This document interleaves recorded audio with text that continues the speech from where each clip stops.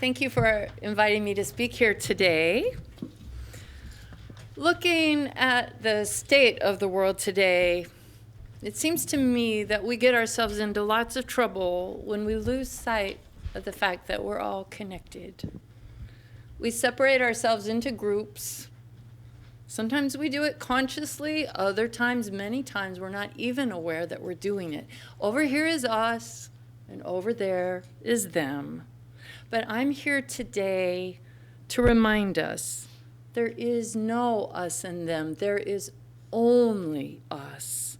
And if we can wrap our minds around that and embrace it as truth with a capital T, it will change our lives for the better.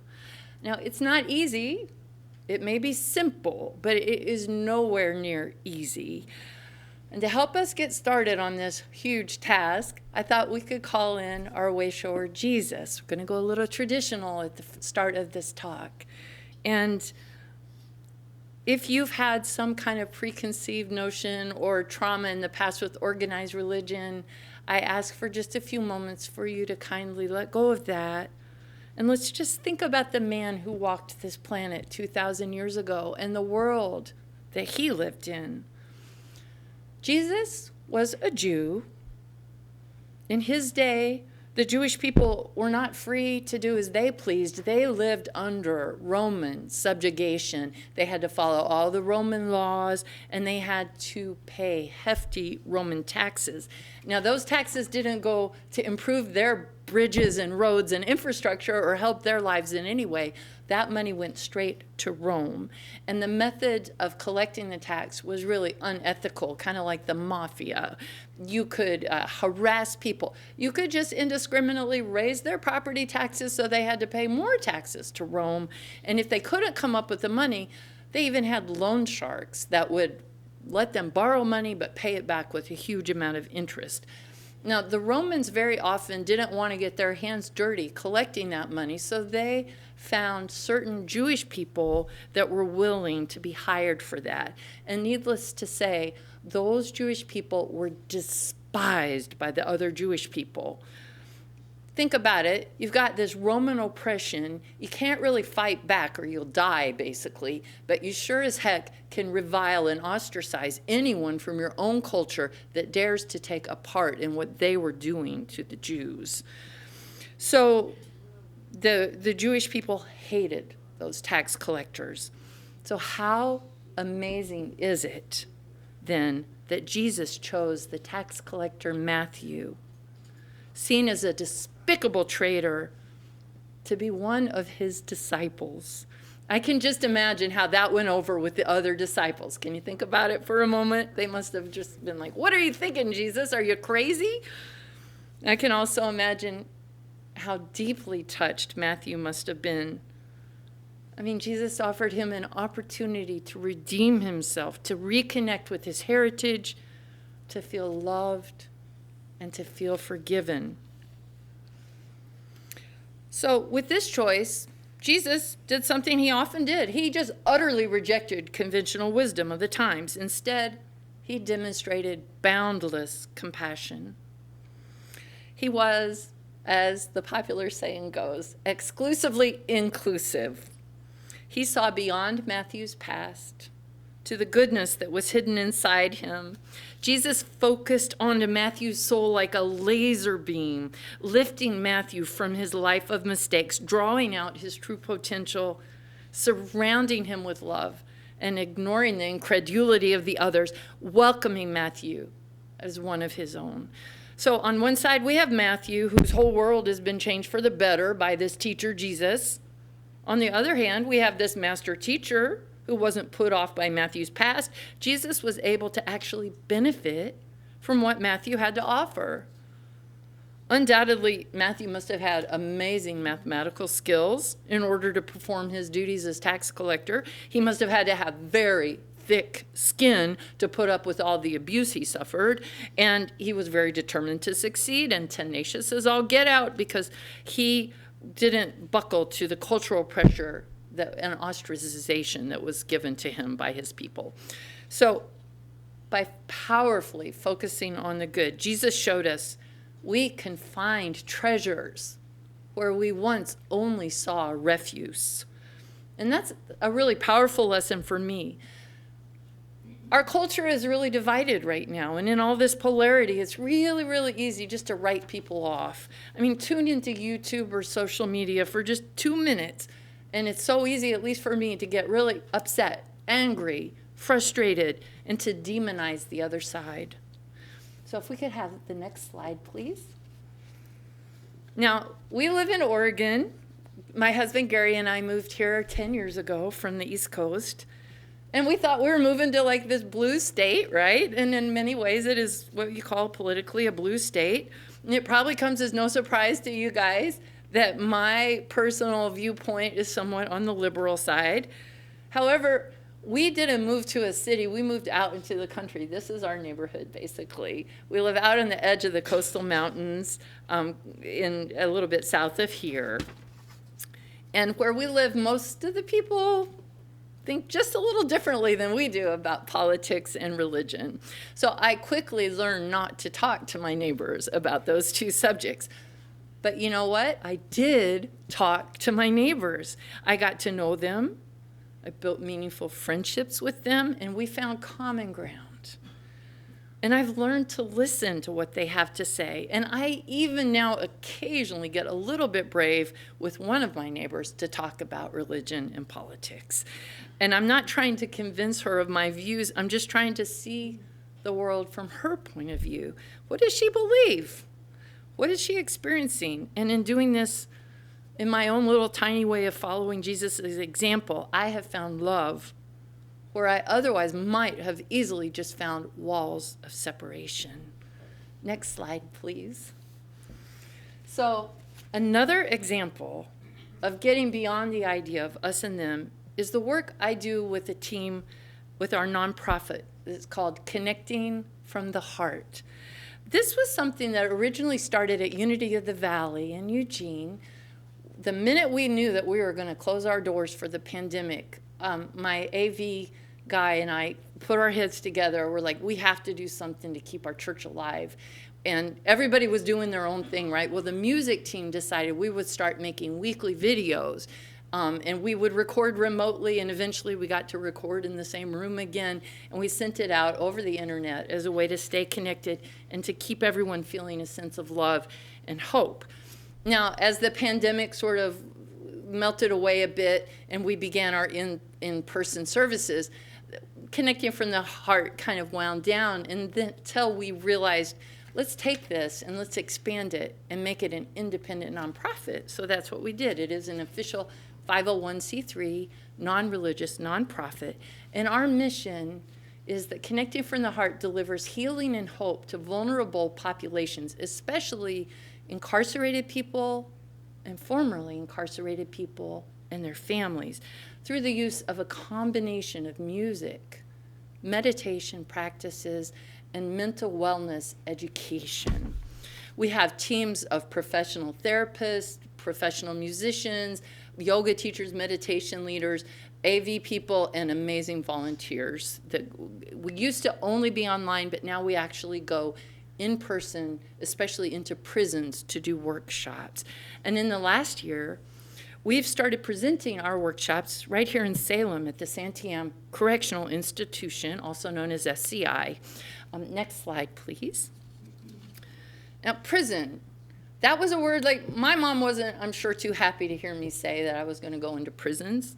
I don't blame her. It's a word that scares a lot of people. I can understand that. Nobody wants to go to prison.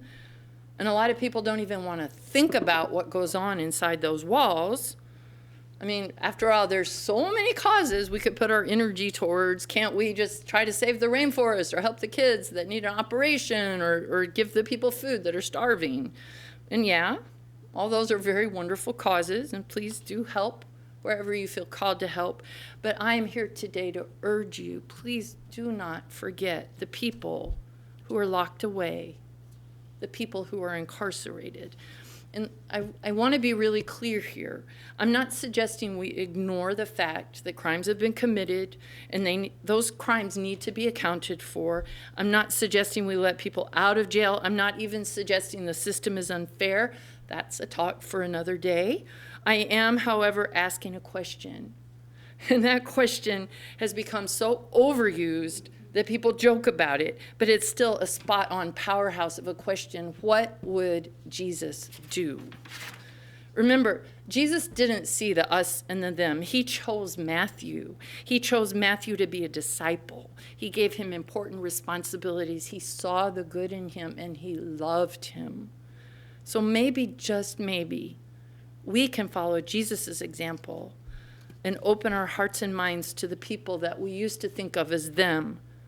All of the thems, the people who look differently, the ones who vote differently, the people who love differently than us, and yes, even the people who've made a horrible wrong turn and ended up in prison. Next slide, please. You know, our Connecting from the Heart team has presented workshops in all sorts of places, but none has moved me more than our work at Santiam Correctional. And this is a little hard to see maybe, but this is our team. Last May, that picture was taken with 6 of the people who are incarcerated there.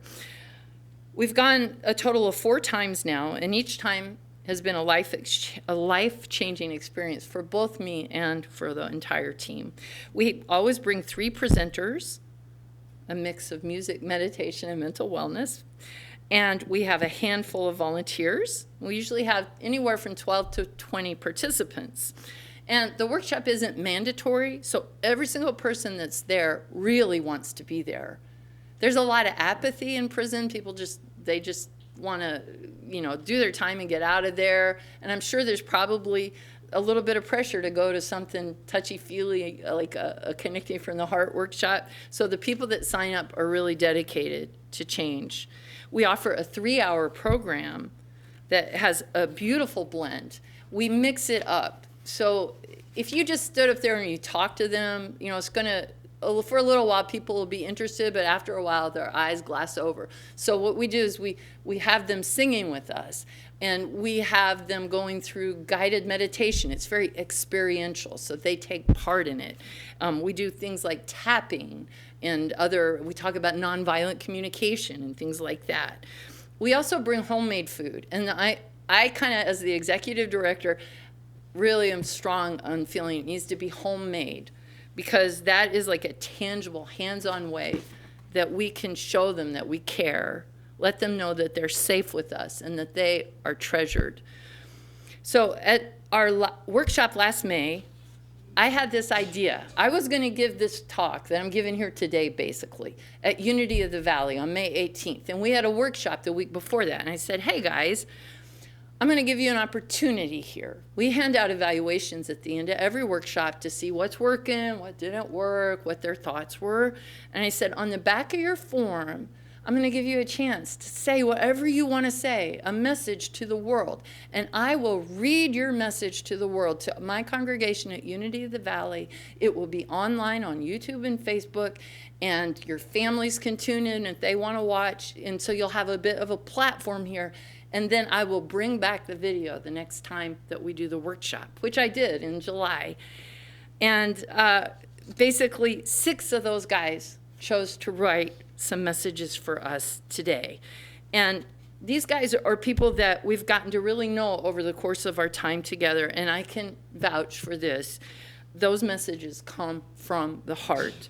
And I'm going to share them with you now. And also, it's kind of funny because at the time when I did the first talk, I didn't think we could take their pictures, right? So I just had taken photos of the handwriting so you could kind of get a feel for it.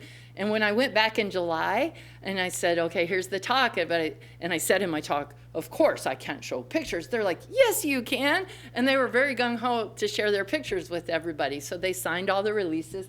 So now for almost all of the letters, I have a picture of the person who shared the message. But this first one, whose name is Wayne, chose not to have his picture. So could we have, this is his handwriting though, much neater than my handwriting. And the message from Wayne says, too often Felons getting out of prison are labeled with a stigma of, this is a bad person, stay away. I feel this is an outmoded notion and needs to change. As an AIC, and that's adult in custody, who helps other AICs prepare themselves for release, I find that about 30% of the guys that come through here are quote unquote bad person, stay away type. The other 70% are just normal guys like you or I who have taken a wrong turn in life. These guys are just trying to do their time, get out, and rebuild their lives. If we as a community can change our view of these guys, not only would they be able to prosper, but the community would be stronger for it. Next slide, please. This is Chris. Chris wrote, while incarcerated, I feel an overwhelming rush of emotion from fear, loss, hopelessness, forgotten, and alone. But in your workshops that I've attended with Connecting from the Heart, here at SCI, I got to forget for a moment that I was incarcerated. I no longer felt lost and alone. I was in a room filled with love and people who genuinely care and who are truly making a difference, not only in my life, but all the lives they touch. I look forward to the next workshop, and I appreciate all their hard work and dedication as well as their time. It really means so much to me, more than good old Mr. Webster or I can put into words. Thank you all. Respectfully, Chris. Next slide, please. We have two guys named AJ, so I call this guy AJ the Younger. And AJ says, 2 years ago when I was arrested, all I cared about was poisoning my body with drugs and living a very sinful life. I had zero intentions on living any more life. I was feeling sorry for myself. Today, I am 1 month away from being 2 years clean and sober, and 1 week away from seeing my kids for the first time in almost 3 years. Every day I worship the Lord and I pray. I continue to want to learn about myself, how to control my emotions and love myself so I can love others. One thing I've learned in prison is that I had to unlearn some things so I can learn new things. Keep your head up and don't give up. And by the way, every one of these guys are doing great. For instance, Wayne, our first guy, he's released now. And Chris is still there, but he's doing great. And this guy, AJ, has been able to see his kids every single week since then. Next slide, please. This is Kyle. Kyle's a very sweet man and a man of few words, but I like what he said. Kyle says his message is to respect life for all things and respect the flow. Next slide, please. This is a message from Eric. Eric says, I'm so thankful for this workshop and you guys, Donna, Laura, Betsy, Joe, Mike, Liz, Allison, Cassie, for caring about us and taking the time out of your lives to come here to Santiam Prison without any judgment and teaching, supporting, and encouraging us, helping us make changes in our lives to be better, to do better, and be successful for ourselves, our children, our families, and our community. Next slide, please. And this is our message number 6 from our other AJ. I tease him, I call him AJ the Older. I think he should be a minister, and he tells me his mother says the same thing. Unity is the goal, the solution to many challenges we face. I'm told that perception is a choice, positive or negative, good or bad, we choose. Being unified means a shared truth or perception. Choice is the only power we as humans truly have. We can't control the world around us, just how we see it or live in it. It seems like the simplest solutions are disregarded, mostly because of the simplicity. However, if shared perceptions lead us to unity, and if unity is what will heal us, and if we choose our perceptions, it seems like the solution is at hand. Exercise our God-given power to choose. Choose light. Choose love. Choose mercy and grace. Choose unity. Next slide, please. So let's take a moment to reflect on what's happening here. You can probably tell the way I feel is these relationships mean a lot to me. And it's not a one-way street. Every single one of our team comes away from this, and all the participants, we pretty much have 100% participation. Once they make that commitment to come to us, they start, with these stone face, like tough guys, and like part of me is like, oh my God, they're not gonna like us, or what if they don't say anything, right? But then little by little, one person opens up and another person opens up. By the end, they're hugging and laughing, or they're not hugging that much, I guess, but we're laughing and loving, and sometimes we are hugging, and it's amazing to see. So we all come away from there having learned from and been uplifted by and blessed by our interactions. We're breaking the chains of judgment and discovering new possibilities of understanding and love. So I have one more message I'd like to read. This is one from our most recent workshop in July from a young man named Aaron. And when I saw this, it just made me cry. Aaron says, "This is my 4th time in prison, but my first time of opening my heart to change, to love, to all the good things I need. I took this workshop for the first time today, July 10th, and I can see how just by doing that, was brought here today, could make a change in my life for the better. And it helps even more knowing that the people who are telling us about it actually care. Caring and love can change anyone. So as long as we are all caring and loving, then we're making the world a better place for me, for you, for us all, and all of those who come after us." So the next slide, please. So you might think for a minute, like if you want to play devil's advocate here, you might say, okay, great. So they had a great time at the workshop, but what kind of difference can this make? But what we've seen over time is that they're using these tools. A lot of them never had the opportunity to learn about how their brain works, their sympathetic nervous system, their parasympathetic nervous system, anger control. They didn't have that luxury in life. And they're so hungry and ready to learn, and they put it into practice. And that glimmer of hope that's lit in that workshop, and especially if we keep coming back, it starts to radiate outward. And we're getting more and more people coming, and the word is spreading. It's a beautiful, joyful thing. So let's take a moment now to bless these precious souls: Wayne, Chris, AJ, Kyle, Eric, AJ, and Aaron. If we could just hold them in our hearts. We see the light in you, shining so brightly. We send you love, courage, strength, and hope. We see you moving forward in wholeness, joy, and faith, knowing that each moment is an opportunity to choose again, and love can heal all.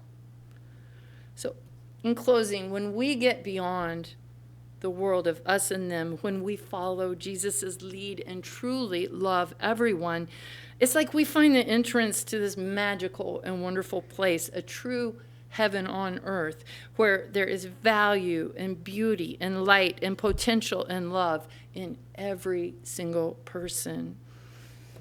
So this slide, I found it on the internet on Unsplash, and at first I was like, what? And then I'm like, oh, I love that, because it says, be loved, and know that you are beloved. Namaste. Thank you. So one thing that happens sometimes in all this work is it's easy to get overwhelmed. Like, there's so much suffering out there. And I heard something the other day that helps me, and it's like sometimes we think, oh, when I feel better, then I'll take action. But you know what? It works the other way around. Taking small actions helps us to feel better. And the other thing we can do is take moments and go into the silence. Because if we're feeling overwhelmed with so much heavy weighing us down, that's when we truly can go to our divine creator and just let it go. Give it to God and sit in the quiet and see what answers and what comfort comes to you. So please close your eyes if you're comfortable. And breathe in a deep breath and hold it for a bit. And then let it out. Let's do that again. Breathe in slowly and hold it and breathe out. Notice if you have any tension in your body, and just send some love and healing to that part of your body. Breathe into that part of your body and feel it relax.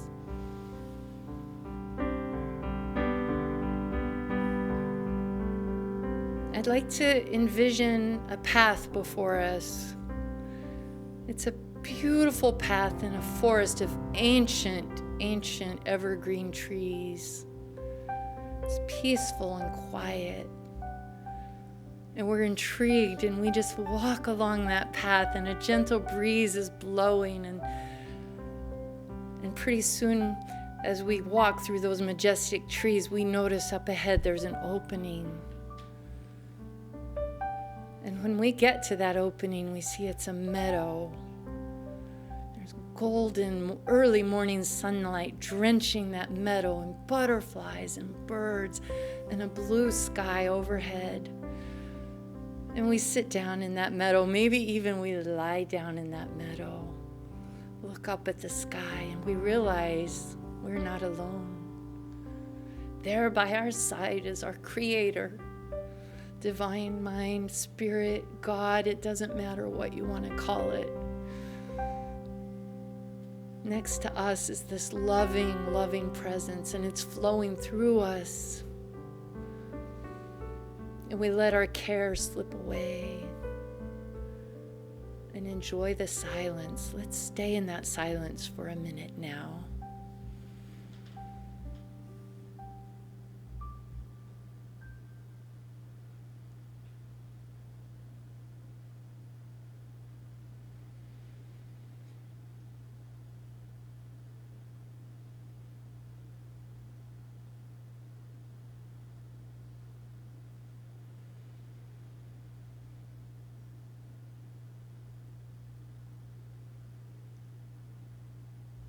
If your mind starts to wander, just imagine those clouds floating so slowly in the sky.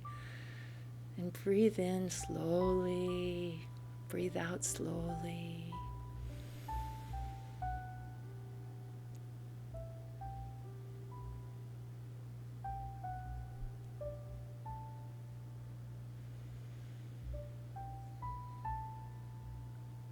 And with this new sense of hope and freshness, we come back into our bodies, and we follow that path out of the meadow back into the forest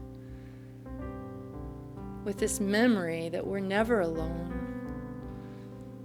And when times seem so difficult, all we have to do is take that path, and we can be back with our Creator, and the answers will come, and healing will come.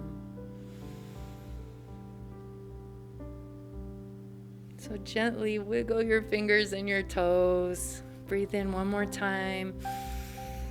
Let it out with a sigh. And I welcome you back into this beautiful room and this beautiful community. Thank you.